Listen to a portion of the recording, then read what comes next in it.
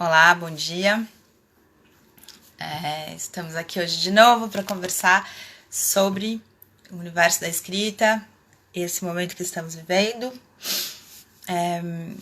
Hoje a gente vai conversar sobre um tema bem interessante. Eu já conversei com uma psicanalista sobre os sonhos aqui há um tempo atrás. Hoje a gente vai conversar com outro psicanalista, mas que vai tratar de um assunto diferente, sobre uma perspectiva diferente, sobre um autor específico. Rodrigo Camargo, psicanalista, vamos falar sobre Lacan e a dimensão do inconsciente na escrita. Vamos pôr o Rodrigo na conversa.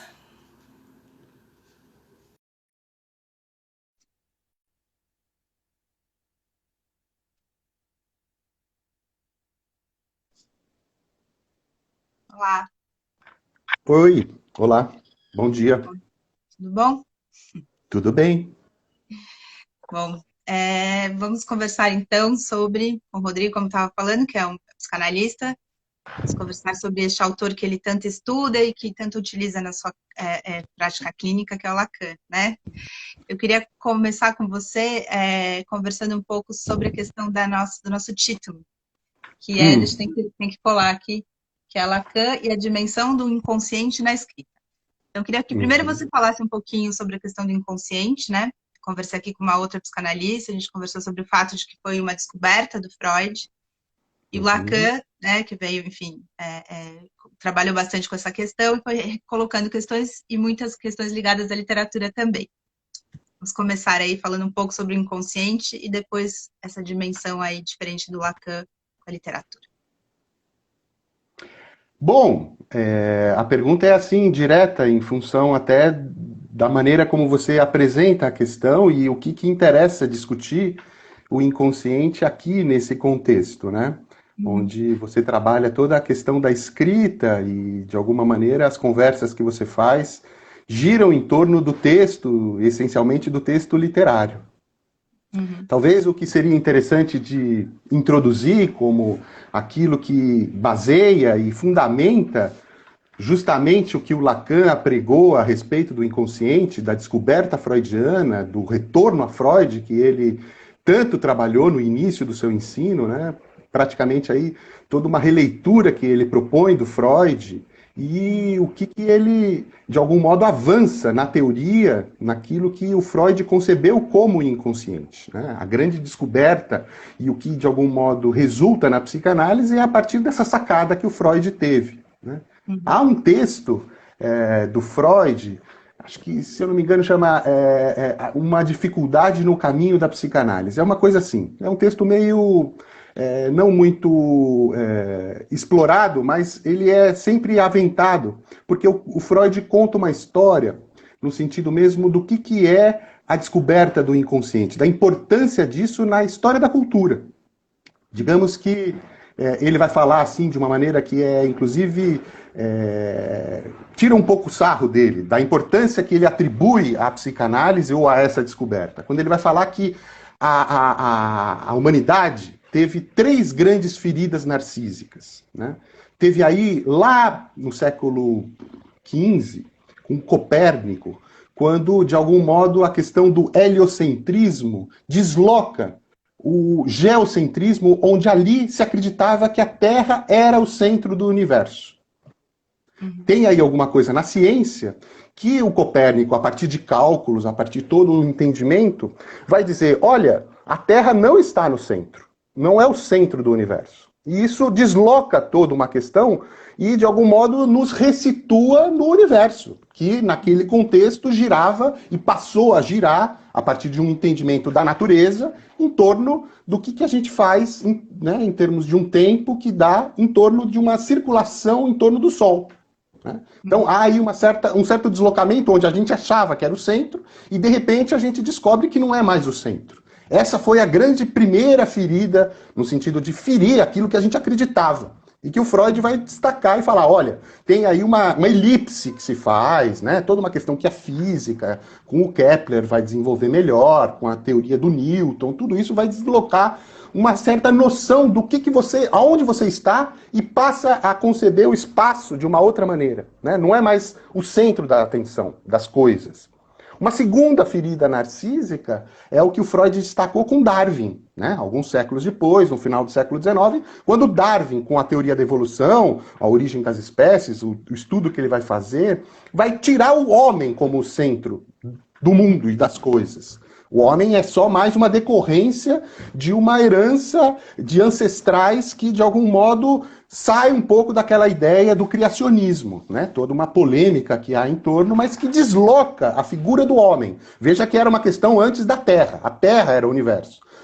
Era o centro do universo. Depois era o homem que passou a ser essa referência central. E isso vai se deslocando a partir dessas grandes descobertas, dessas grandes inferências que a gente faz, para justamente culminar naquilo que o Freud também assume para si, essa responsabilidade.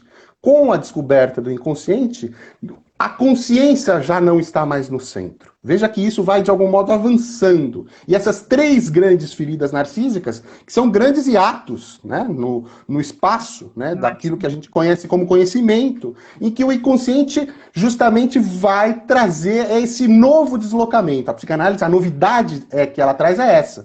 Naquela máxima que está nesse texto, onde Freud vai dizer que o eu, a consciência, não é mais o senhor da sua morada, né? Como se aquela consciência já não fosse mais o elemento central. E aí, de algum modo, isso se desloca. E aí entra a novidade do inconsciente. O inconsciente que, de alguma maneira, é a grande sacada do Freud, que o Lacan vai fazer aí uma leitura muito perspicaz a partir dessa referência mesmo, né? De atrelar o inconsciente a uma questão de linguagem. Só antes da gente passar já para a mudança do inconsciente, explica melhor isso um pouquinho, né?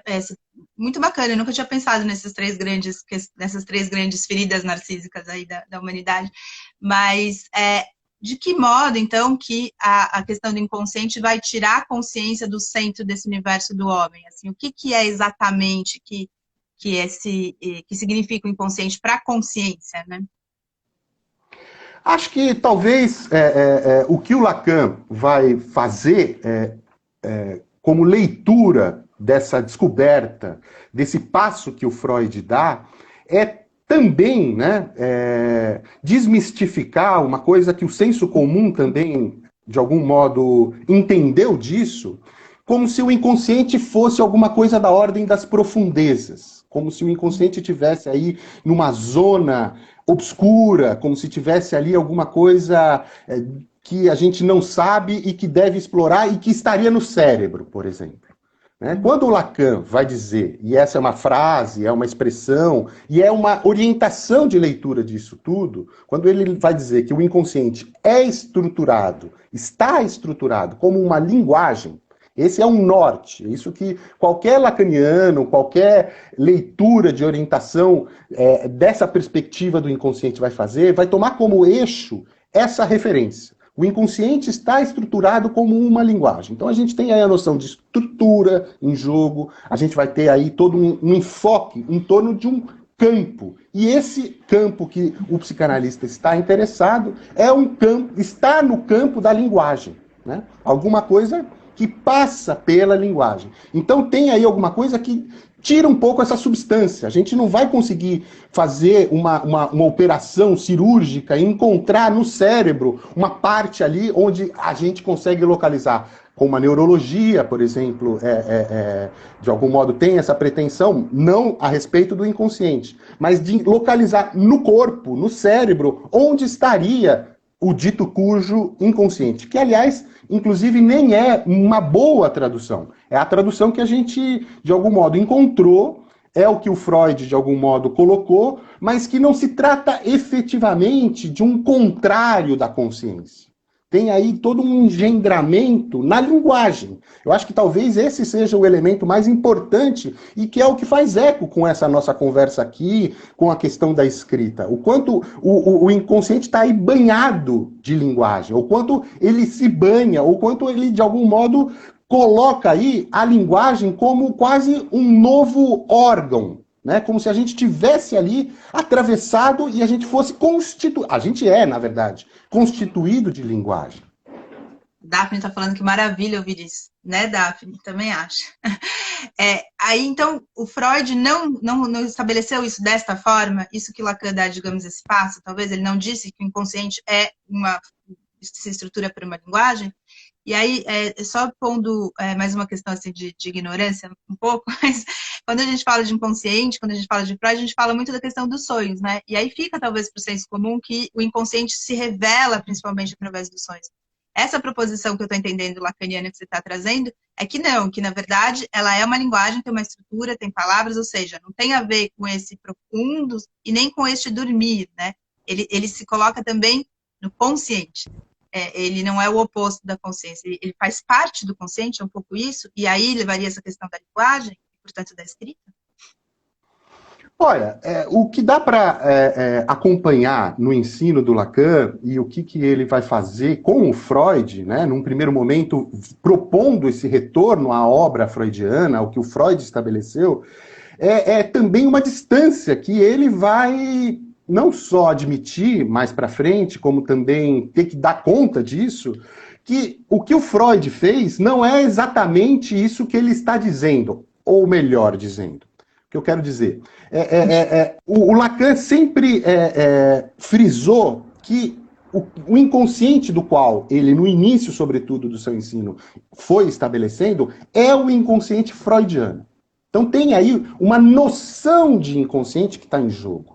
E o inconsciente faz parte da história da psicanálise. Né? Assim como a gente pode considerar que há uma certa equivalência do conceito de inconsciente, da noção de inconsciente, da dimensão do inconsciente, com aquilo que também é muito caro para os psicanalistas, que é a questão da interpretação.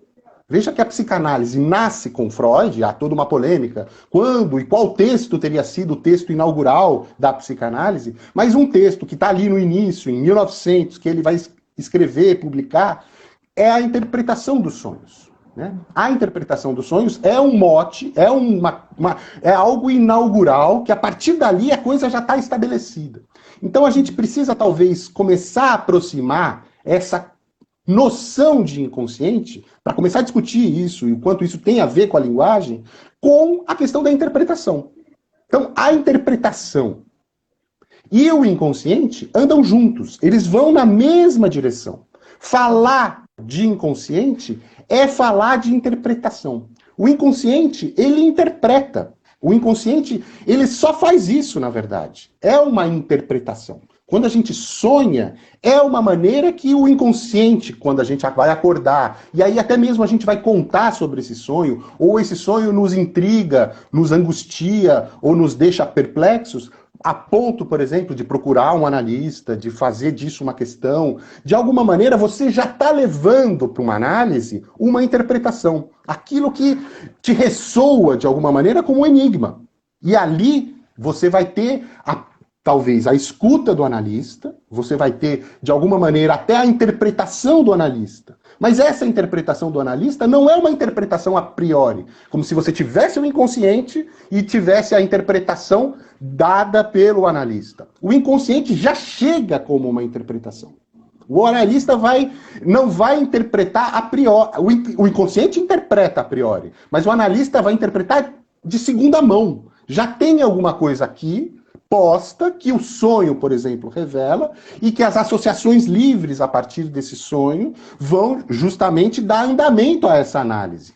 A questão da análise, ela é essa um pouco, né? Porque há uma distância aí entre falar e escrever. A gente estava um pouco começando a falar sobre a dimensão do inconsciente na escrita. O que, de algum modo, essa distância instaura é aquilo que a psicanálise vai se interessar. Né? Isso que, de algum modo, é a diferença entre falar e escrever. E, de alguma maneira... Não, só para talvez situar que o sonho tem um texto no sonho. Tem aí alguma coisa do discurso que se desdobra e que, de alguma maneira, há uma convocatória para se ler o que está posto no texto do sonho. Então, na verdade, quando está falando de escrita, não é necessariamente a escrita, é quase como um funcionamento dessa escrita que o inconsciente traz para a gente, que a gente tem que interpretar. É isso? um pouco? É, E depois o Lacan leva isso para a escrita estrito sensu, para a literatura, né? Acho que a gente depois podia entrar nessa, talvez fazer essas duas diferenciações, essa escrita que o próprio sonho já propõe, que o próprio inconsciente, não só no sonho, mas também na consciência propõe, e como é que isso vai para o campo da literatura, né? Com os estudos do Lacan. Olha, eu não deixaria a coisa restrita à questão do sonho, né? O sonho é uma das formações do inconsciente, né? Nisso que tem estrutura de linguagem. Talvez essa seja a ênfase importante a se colocar. Mas o sonho é um elemento, é uma formação do inconsciente onde aquilo aparece como um índice. Ali a gente pode localizar. Aqui está algo da ordem e da dimensão do inconsciente. Mas a gente precisa também recorrer, e foi o que o Lacan fez, lendo os textos freudianos, e Freud escreveu a rodo, né, durante a vida toda, são dezenas de volumes de livros que ele foi compondo, e ainda, enfim, de algum modo a gente descobre coisas inéditas e que não foram publicadas até hoje, mas que o sonho, assim como o lapso, ou mesmo um ato falho, ou até mesmo um sintoma, né? Há aí uma questão do sentido, alguma coisa aí que pede a interpretação. Então, a distância que está em jogo não é simplesmente entre falar e escrever. É uma distância também, por exemplo, quando se comete um lapso, entre aquilo que a gente diz e aquilo que a gente quis dizer. Há um equívoco. E nesse lapso, ou seja, nessa defasagem que há entre o que a gente diz e o que a gente quis dizer, num lapso, por exemplo, está também algo da ordem do inconsciente. E ali, justamente, a questão da interpretação se coloca, porque é uma interpretação que, no fundo, pede uma interpretação. Né? O desejo inconsciente. Exato. O psicanalista, na verdade, ele é um pouco essa figura autorizada para dar cabo de alguma coisa que aparece e que a interpretação é muito interessante de notar, porque eu estou falando aí de um viés estritamente lacaniano, né? Mas que antes de ser lacaniano é também psicanalítico. Eu estou vendo que o seu sinal está um pouco fraco. Você consegue me ver normalmente? Eu estou vendo você toda embaçada agora. Tá tudo bem? Eu estou sumindo? O Wagner falou que eu estou sumindo. Eu estou me vendo normal. Parece que você tá com pixels. É uma coisa que perdeu toda a nitidez. Que louco, eu tô me vendo super normal. Mas você tá me ouvindo? Eu te ouço um pouco com um eco agora. Acho que o sinal seu tá um pouco fraco, não sei. O que eu vou fazer? Não sei, nunca aconteceu isso, primeira vez. Melhorou. Não, voltou, tá voltando. Estou voltando lentamente aqui do inconsciente coletivo de vocês. Dá para me ver agora bem? Tá me ouvindo? Agora sim, agora sim. Tá. Bom, mas essa questão do inconsciente coletivo, ela é importante, porque no fundo o inconsciente só acontece nesse encontro entre o analista e o analisante. Ali há uma formação possível e uma certa consequência que se dá a isso que de algum modo surpreende a gente. O inconsciente ele também tem um pouco esse aspecto de ser uma espécie de revelação ali, alguma coisa que nos pega de surpresa. O Wagner perguntou qual seria o outro elemento, outros elementos onde o inconsciente estaria. Você falou, né? O lapso, o sonho, o lapso. Qual outros lugares aí? O sintoma. O sintoma. É um sintoma? A gente só está acostumado a pensar em sintoma, alguma coisa de medicina, né? Assim, justamente. Um sintoma do resfriado, né? A gente está agora nesse momento aí do Covid-19 descobrindo sintomas, né? E quanto mais sintomas a gente descobre, por um lado é bom, por outro é assustador. Como é que é o sintoma, né, psicanalítico aí? O sintoma é algo essencial, é alguma coisa que a psicanálise vai justamente estabelecer uma distância da medicina. A clínica psicanalítica não é a clínica médica, a clínica psiquiátrica, tem toda uma concepção do sintoma, o sintoma no sentido de ser um elemento-chave, até mesmo de acesso, de algo que a gente consegue tocar, e resvalar dessa ordem que o inconsciente, de algum modo, nos mostra. Então, talvez a chave para se entender o sintoma é a chave do ciframento. Tem alguma coisa cifrada num sintoma. numa determinada repetição, num determinado sofrimento, que de algum modo a gente não sabe por que faz, por que insiste, por que a gente não consegue se livrar, que a gente está ali atrelado e que é uma dor, que de alguma maneira nos deixa assim um pouco embaraçados, angustiados, inibidos. Então tem aí uma certa nuance entre inibição, entre sintoma, entre angústia. O Freud vai, de algum modo, desdobrar isso, vai diferenciar isso, mas talvez o mais importante na noção de sintoma para a psicanálise é alguma coisa que porta um sentido, né? Tem aí uma mensagem cifrada e que merece deciframento. Então, digamos que há uma espécie de, com a palavra, uma possibilidade de dissolver esse sintoma, disso de algum modo se resolver, disso de algum modo ser entendido. Basicamente, o que está em jogo nas formações do inconsciente, no que o inconsciente quer dizer, nessas entranhas com a linguagem, é que o inconsciente, no fundo, é um saber. Há um saber no inconsciente. Então, é preciso, de algum modo, acreditar nisso, né? Nessa aposta, naquilo que o inconsciente está dizendo, seja sob a forma de um sonho, de um sintoma, de um sofrimento, de um esquecimento. Veja... O lapso também é esquecimento, né? O lapso não é só o ato falho, mas também o esquecimento, né? Quando, por exemplo, eu estava falando da história lá do Copérnico, e aí, de repente... para pensar sobre essa live, eu remeti ao heliocentrismo, a geocentrismo, a tudo aquilo que aconteceu no século XV, mas eu não me lembro do maldito nome do Copérnico. Eu fico pensando no Arquimedes, eu fico pensando em outros autores que, de algum modo, ficam fazendo um ruído e que aquilo me deixa num certo hiato, num certo vazio, num certo momento, eu falo assim, mas como é que chama mesmo, cara? E aí eu vou ter que, e acho que a coisa mais fácil que se tem hoje é recorrer ao Google, ou até mesmo deixar isso acontecer, ou ser lembrado de repente. Mas como eu tinha, por exemplo, uma live para falar sobre o inconsciente, eu pensando, puxa, mas aquele texto do Freud é realmente alguma coisa que pode servir de disparador, de alguma coisa para a gente começar a falar sobre o assunto. Mas não lembrava do nome do Copérnico. E aí, o que é isso, né? Talvez a pergunta que um esquecimento, que um sintoma, que um lapso, que um sonho, ou seja, essas formações do inconsciente nos oferecem, é basicamente a incumbência e uma certa responsabilidade, e existe a psicanálise para isso, da gente se perguntar o que isso quer dizer.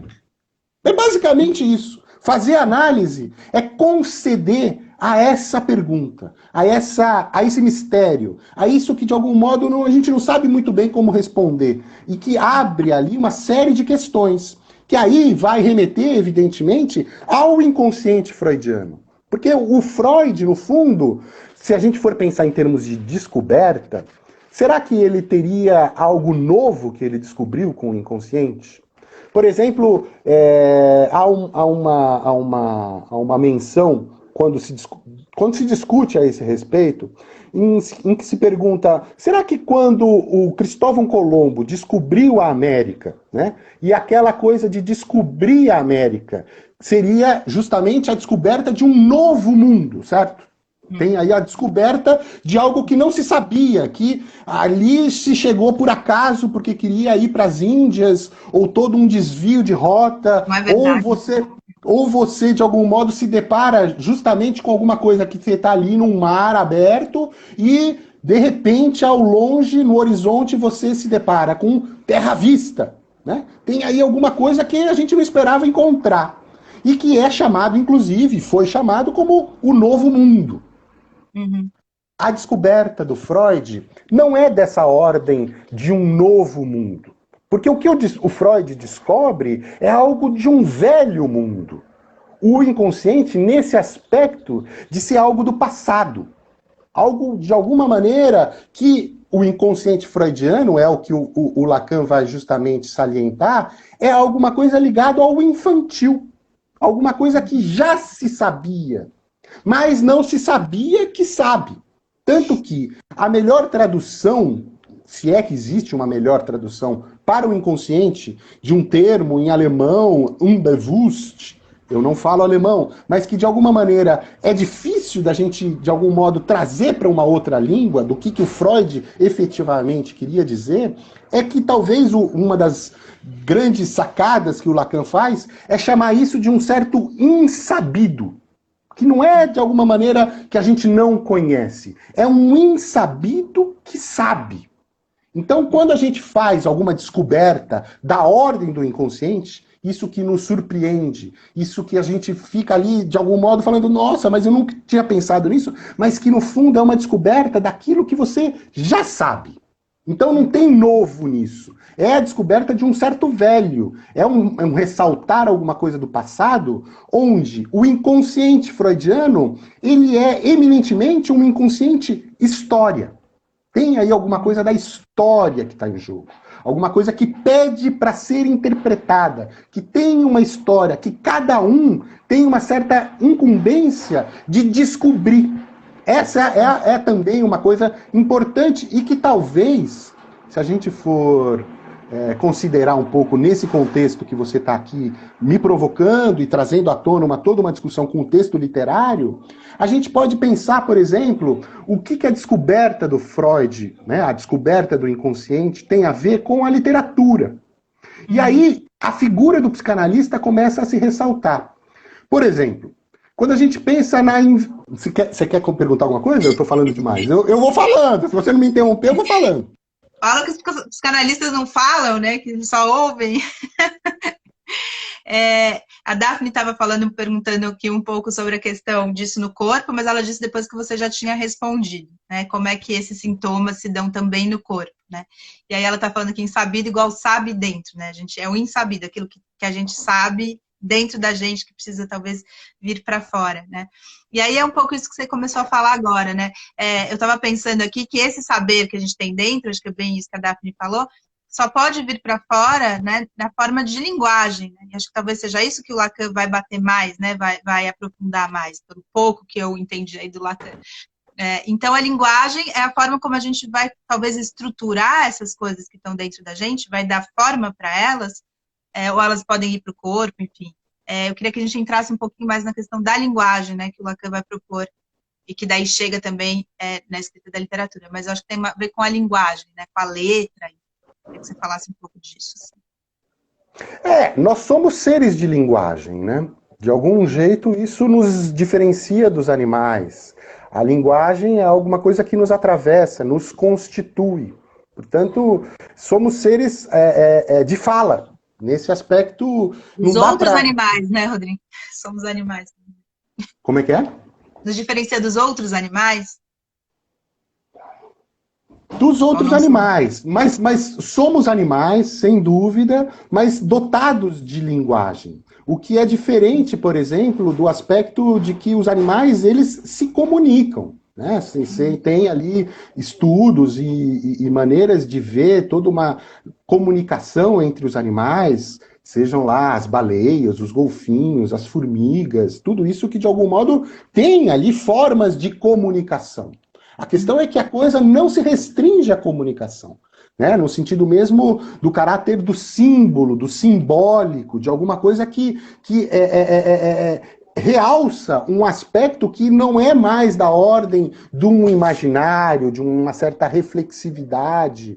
Isso tudo a gente de algum modo, enquanto animais, nós nascemos prematuramente. Né? A gente não nasce andando, por exemplo, como um cavalo já nasce e pronto, já está ali posto e só basta tomar um pouco de leite ou talvez comer alguma coisa e seguir a vida. Nós ali somos prematuros, a gente tem ali uma constituição que requer da presença, que requer do cuidado desse outro. E esse outro já está nos falando desde sempre, antes mesmo da gente nascer.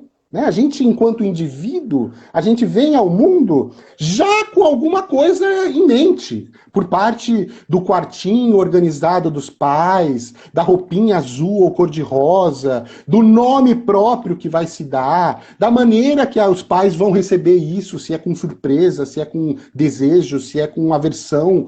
tudo isso que de algum modo a gente já nasce, né, num universo simbólico que de alguma maneira certamente o bebê, a criança, ela vai receber isso, ela vai de algum modo reagir a isso. Portanto, a gente não tem como se desatrelar dessa condição de seres de linguagem.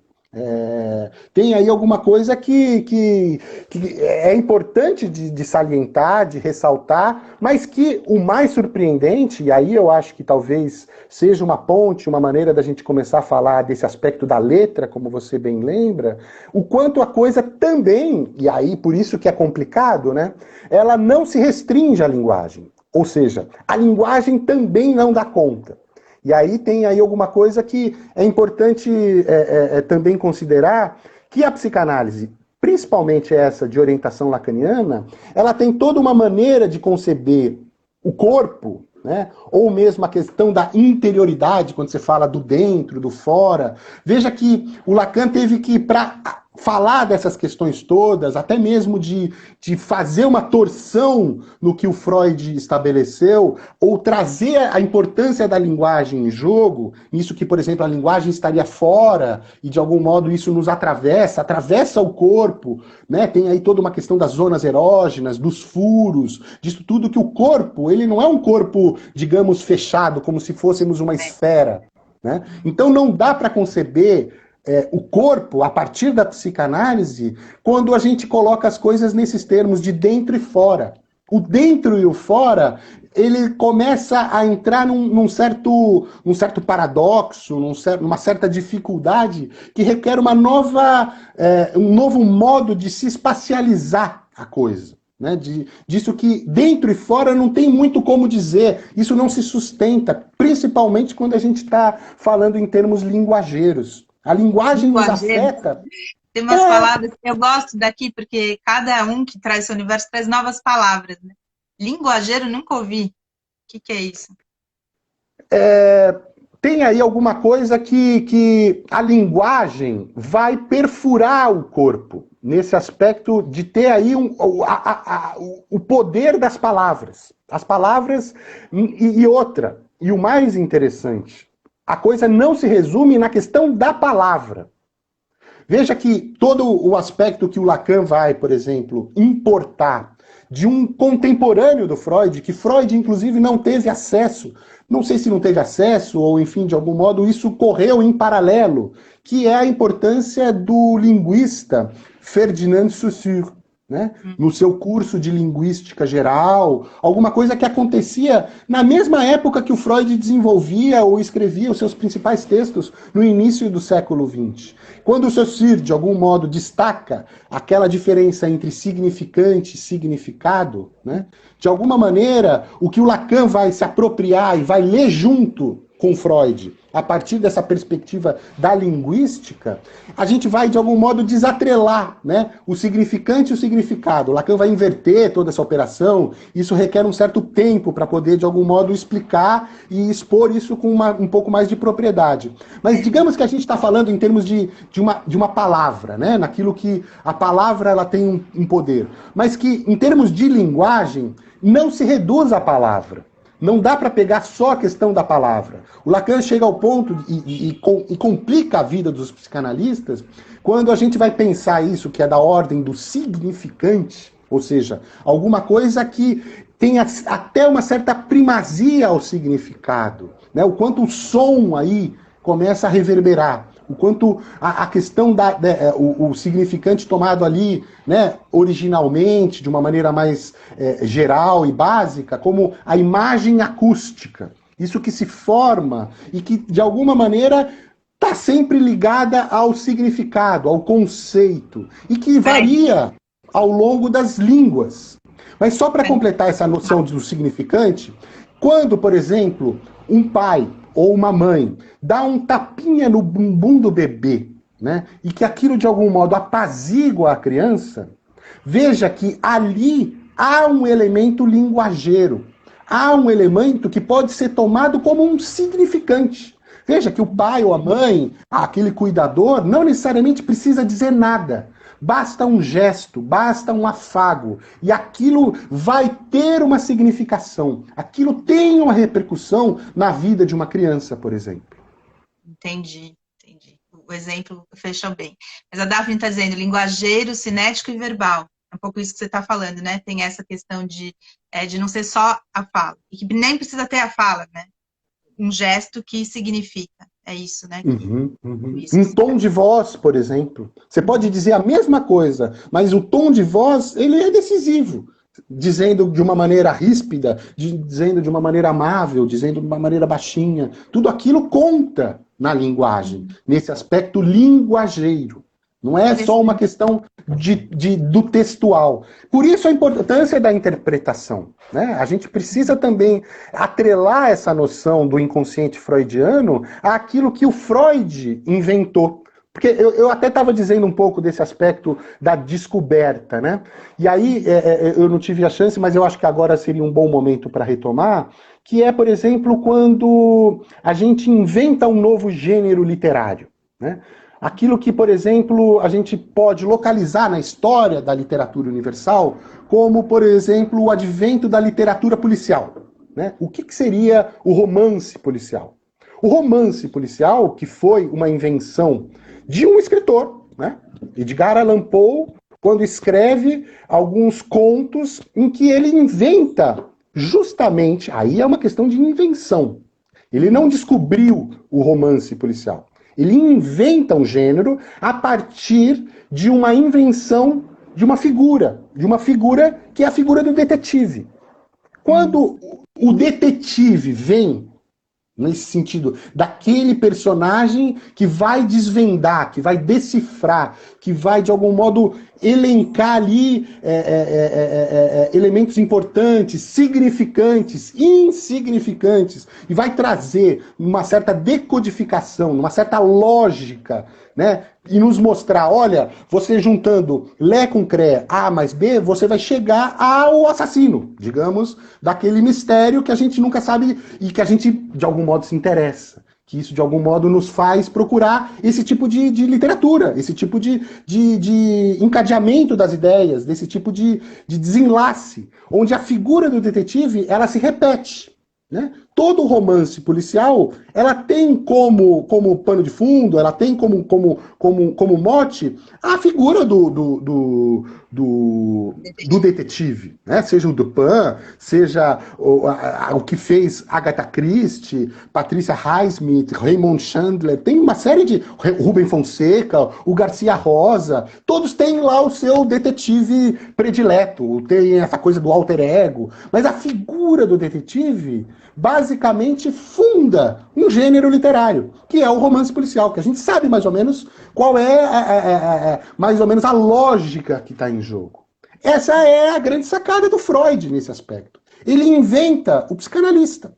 O psicanalista, de alguma maneira, funda um gênero que pode se chamar um gênero literário, porque não? Aí, se a psicanálise é ciência, se a psicanálise é arte, se ela fica entre uma coisa ou outra, ela vai abalar um certo discurso universal, sem dúvida. Tem uma novidade aí. Mas isso tudo só se fundamenta a partir da invenção da figura do psicanalista, onde não havia antes ninguém que ocupasse esse lugar. E que o Freud se autoriza e acaba sendo, inclusive, o único que é capaz até mesmo de não ter feito análise. Porque para se tornar psicanalista, basicamente, você tem que ter feito análise. Uau! É uma condição sine qua non. É. Viva o Freud, então, que inventou o psicanalista. Opa! Rodrigo, então, Mas quando você o está falando... Freud precisa ser superado, e é o que o Lacan pretende também matar um pouco o Freud. Né? A gente precisa se desatrelar um pouco do Freud. Porque a coisa chega até um certo ponto, e é preciso ir além. Claro.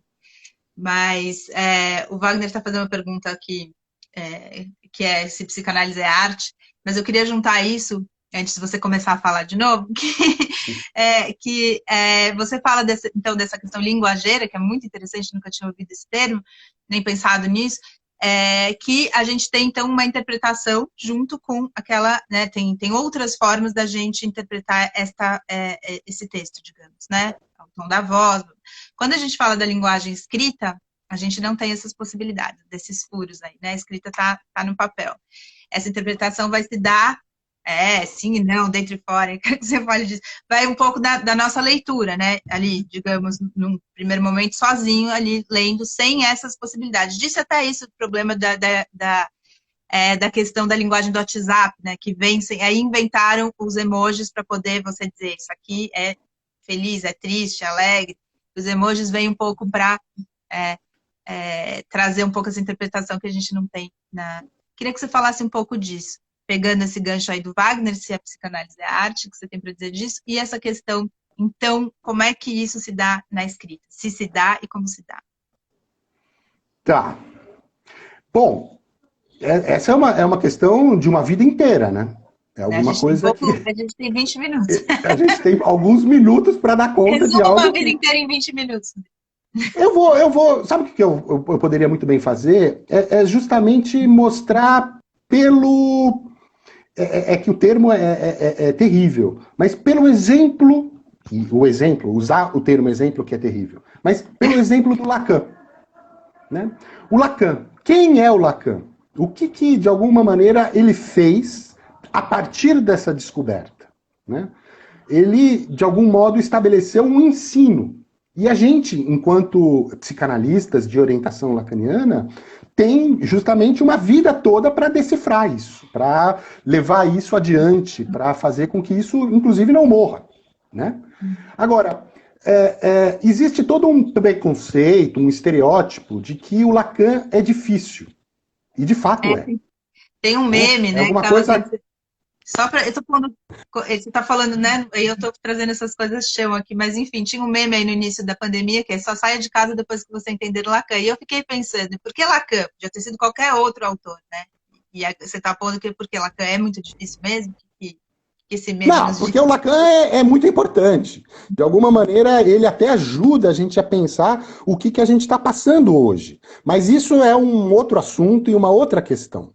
O fato é que o Lacan atravessa o século XX. Ele nasce em 1901, morre em 1981, então ele morre com 80 anos, e produz até o final da vida. É claro que no final ele já estava mais velhinho e tudo, mas de alguma maneira ele está dizendo coisas importantes desde os anos 30, quando ele era um psiquiatra. E que de algum jeito ele estudava uma coisa ligada à criminologia, né? Até o passo que ele faz de começar uma análise e ser atravessado pela psicanálise.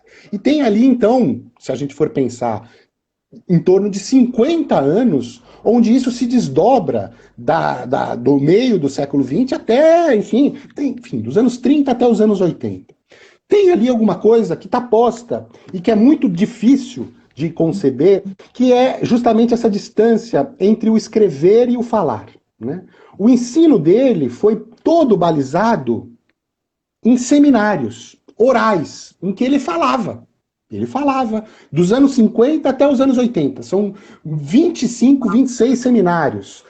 Todo ano com um tema onde ele se dirigia a uma plateia que cada vez mais foi se inflando e se interessando, atravessando ali toda uma ambiência intelectual francesa da mais alta estirpe, no sentido de colegas de outras disciplinas, diálogos, tensões, debates, discussões, brigas, não só entre psicanalistas, como também de pessoas contemporâneas. Ali que vai de Sartre até Deleuze, enfim, tem uma série de embates teóricos que ele vai formulando. E isso vai, de algum modo, se desdobrando oralmente. Quando a gente vai lá nas livrarias, a gente se depara com os seminários do Lacan. Todos aqueles seminários são transcrições, né? São textos estabelecidos por outros que, de algum modo, leram, ou melhor, ouviram aquilo tudo e transcreveram. Então, de alguma maneira, o Lacan não escreveu os seminários dele.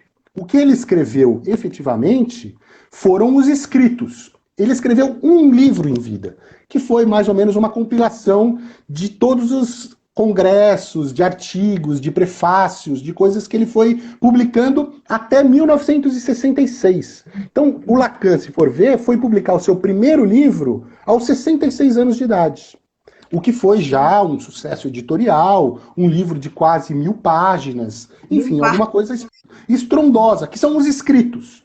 Então, nessa diferença entre o escrito, né, que chama, inclusive, os escritos, que ali o Lacan escreveu, e o falado, aquilo que é transmitido oralmente, não dá para dizer que é exatamente a mesma coisa. Então tem aí alguma coisa que o mais importante a se considerar nisso tudo é que o Lacan não é difícil. O Lacan é lógico.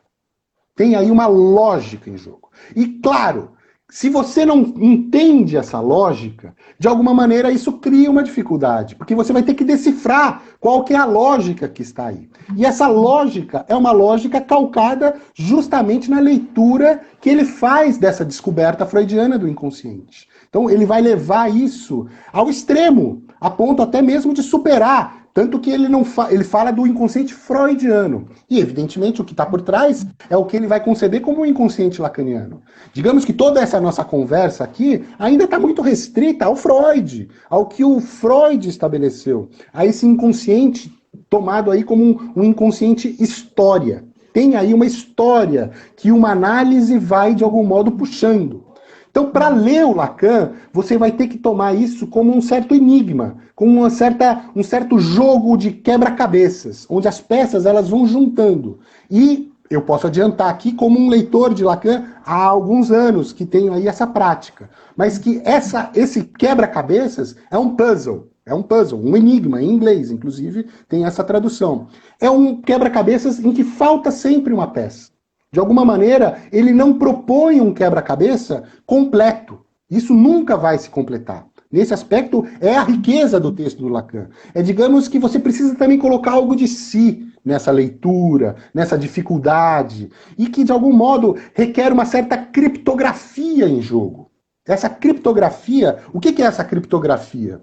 É uma escrita, digamos, né, Grafen, a escrita escondida, que de algum jeito o criptos, hoje a gente está muito atrelado a essa linguagem criptográfica, né? Criptografada, que requer, de algum modo, chaves, que requer alguma coisa que, de algum modo, decifra, que você precisa daquilo para poder ter acesso àquela linguagem cifrada. Então, ler o Lacan, a dificuldade de ler alguma coisa, como é também próprio da dificuldade de se ler o inconsciente.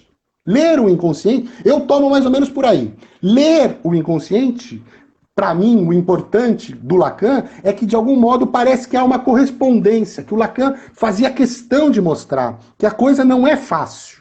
Ela é difícil no sentido de que há uma lógica em jogo aí. Você entendendo essa lógica, você consegue entrar no texto. Você consegue... O Lacan, nesse sentido, fica clarividente. Fica tudo muito claro, fica tudo muito, digamos, lógico, mas mais, digamos, mais fácil, para ser, assim, bem mais sucinto. E aí você precisa entender qual é a lógica que está em jogo. Qual é a lógica que está em jogo num texto, seja ele escrito, seja ele falado.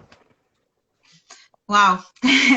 A Cida perguntou aqui, perguntou não, ela falou, Lacan compartilha uma compreensão estruturalista de como o inconsciente discursa. É um pouco isso que você está falando, dessa estrutura, né? Dessa questão. Existe uma polêmica, e acho que é importante talvez ressaltar, que o Lacan, ele fez par com muitos colegas ali, contemporâneos seus, nas aventuras dessa ambiência intelectual, que cada um tinha lá a sua praia. Um dos parceiros, enfim, de toda a vida do Lacan, foi o Lévi-Strauss, né, o pai do estruturalismo. Então, o Lacan foi muito colocado nessa linhagem estruturalista, até mesmo por causa dessa famosa frase, o inconsciente está estruturado como uma linguagem. Isso gerou polêmica, isso criou um ruído danado dentro da sociedade psicanalítica, né? Havia um certo entendimento. Afinal, né, brincando um pouco, o inconsciente é condição da linguagem ou a linguagem é condição do inconsciente?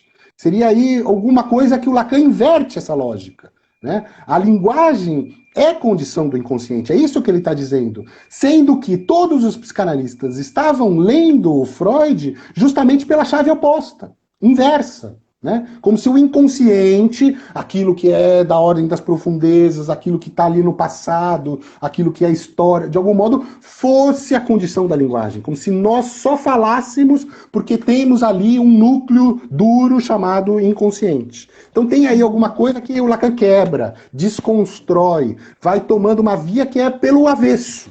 O Lacan, ele vai trabalhando muito essa noção do avesso. Por isso a importância disso que é da ordem do dentro e do fora. Tem um avesso ali que requer torções, que a gente precisa ver também o que faz parte ali por um outro lado. E ali ele vai descobrir alguma coisa que é da ordem da topologia.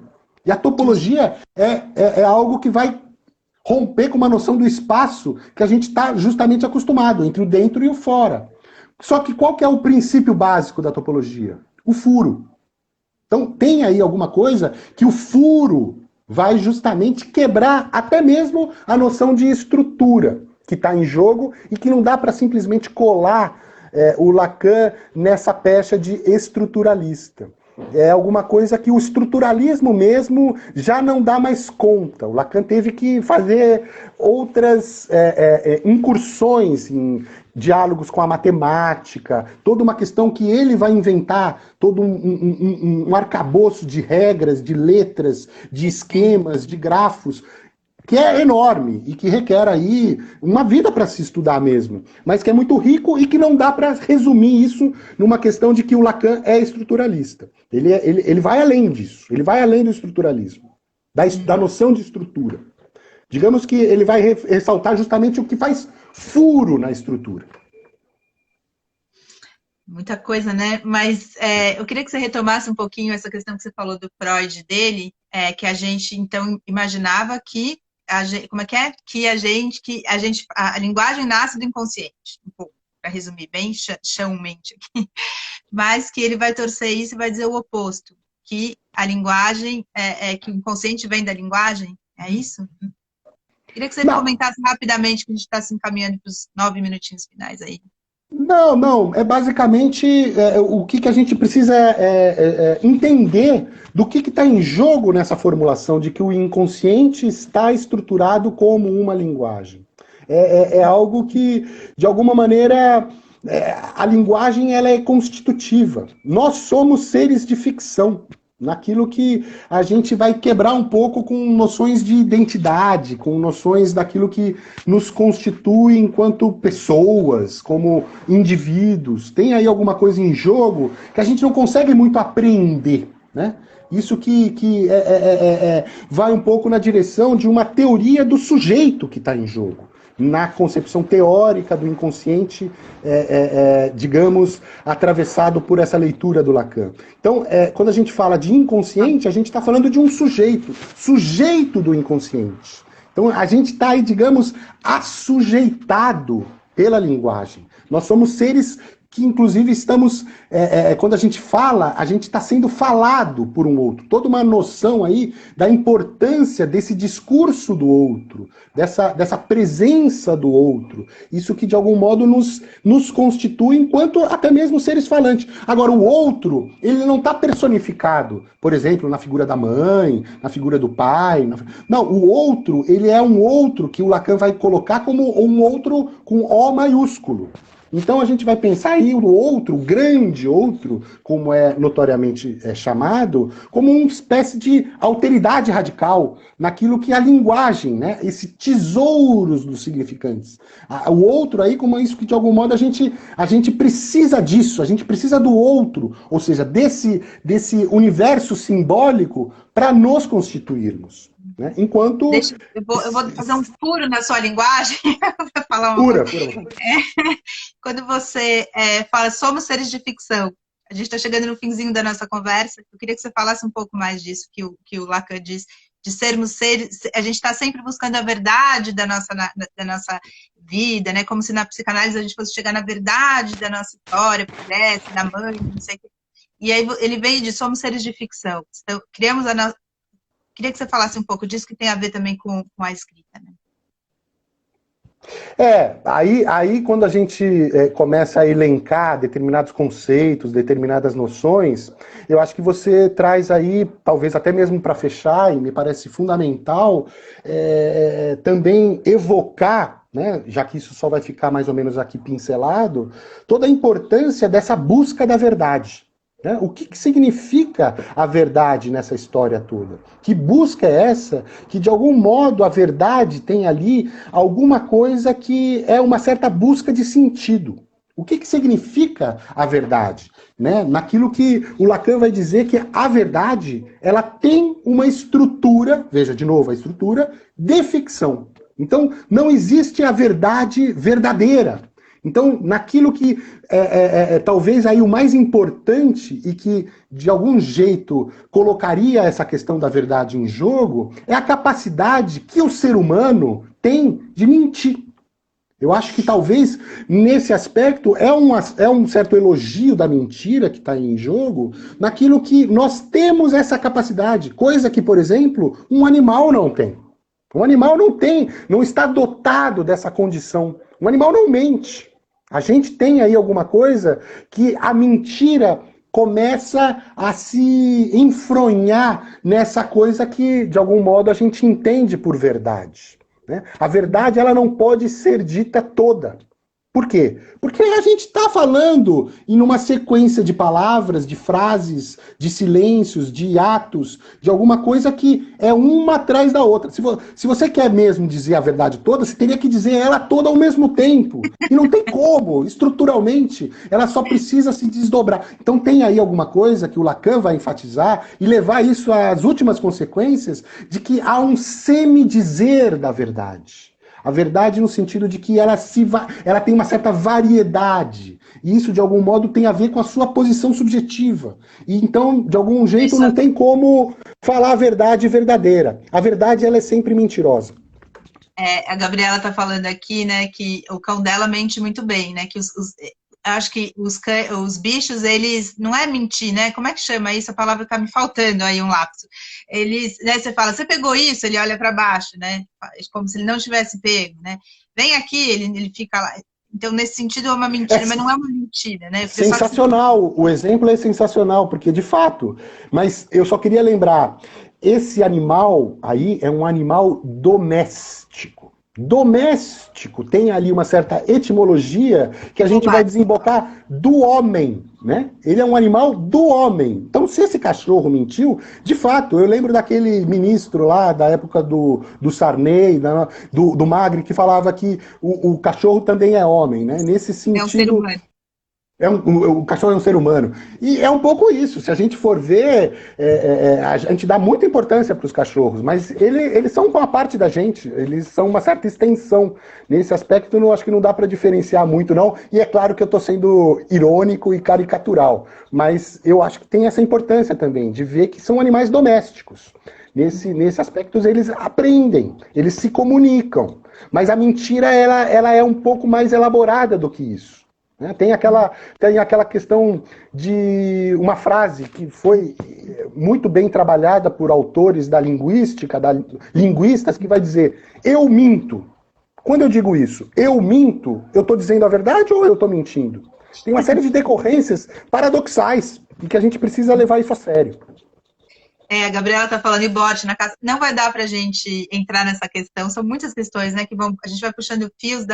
É muito, muito, muito interessante mesmo. Eu acho que dá para diferenciar essa questão do animal com a palavra que a Valentina lembrou, que é dissimular. Talvez uma diferença que o animal dissimula, mas não mente. Talvez. A gente não vai conseguir deixar. Talvez depois, Gabriela, você possa escrever para o Rodrigo aqui e perguntar um pouco melhor para eles, porque infelizmente a gente não vai ter tempo. É rápido, mas com você foi mais rápido.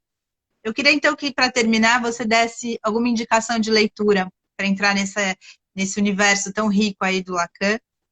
Pode não ser dele, pode ser de outra.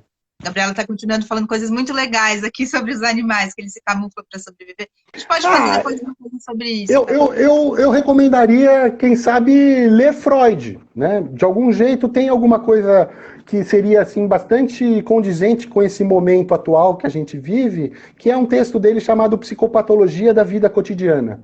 ele vai, nesse livro, enfim, é um livro, mas é um texto grande nesse aspecto, ele vai dissecar como é que é o funcionamento dessa lógica que está em jogo, nesse saber que a psicanálise instaura como algo novo na maneira da gente pensar. A psicopatologia Da vida cotidiana. É um texto do Freud. Mas qualquer coisa do Freud aí interessa. Talvez seja uma boa maneira de começar a se interessar. Ele escrevia muito bem, talvez até um elemento complicador. Ele escrevia a ponto de nos convencer de uma maneira tão fácil que a gente nem questiona. Foi o que o Lacan foi fazer, ele questionou. Mas talvez seja melhor começar por aí, pelo Freud. Tá bom, gente, tem que terminar. Obrigada, Rodrigo, foi ótimo. Ainda tem muitas questões, quem sabe mais para frente a gente volta a conversar. Obrigada por quem veio. Amanhã eu estou aqui de novo às 11 da manhã para falar sobre escrita científica e não científica. Obrigada. Eu que Tchau. agradeço. Tchau, valeu.